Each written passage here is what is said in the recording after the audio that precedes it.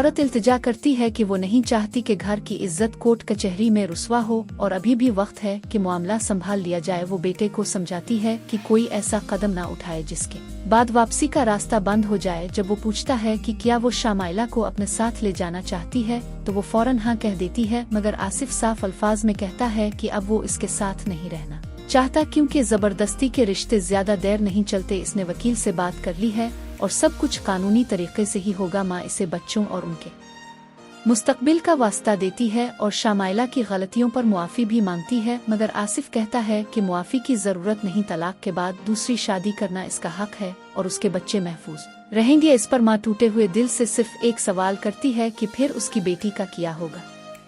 इसी दौरान सारा शॉपिंग के लिए निकलने लगती है तो इसे रोककर मदद मांगी जाती है कि कमरा बहुत गंदा है और सर में शदीद दर्द है। सारा लापरवाही से कहती है कि इतना भी गंदा नहीं और काम वाली को बिला लिया जाए, मगर इसे समझाया जाता है कि जब दोनों मौजूद हैं तो काम वाली की क्या जरूरत है, वो चंद घंटों में सब साफ कर सकते हैं। सारा झुंझलाकर कहती है कि वो 3 बार अलमारियां साफ कर चुकी है, मगर फिर भी इसे दोबारा काम करने को कहा जाता है और आखिर में चाय बनाने का हुक्म दे दिया जाता है।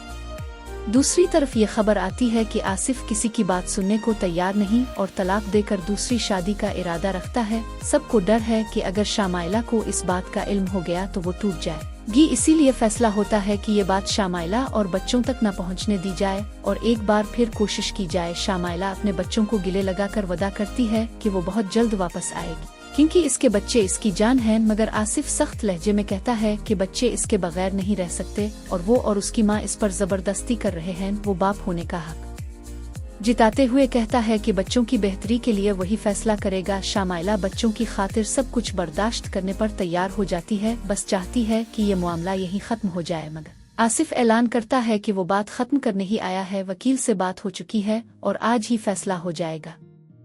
आखिर में शामाइला दिल की गहराइयों से बताती है कि वो लड़की आसिफ की कजिन है, वही जिसने इसकी जिंदगी बर्बाद की और जो इससे इसकी अपनी याद दिलाती थी। वो कहती है कि आसिफ जितनी मर्जी शादियां कर ले, इसे कोई फर्क नहीं पड़ता, बस इसके बच्चे इससे जुदा ना हों, क्योंकि वो अपने बच्चों के बगैर जिंदा नहीं रह सकती।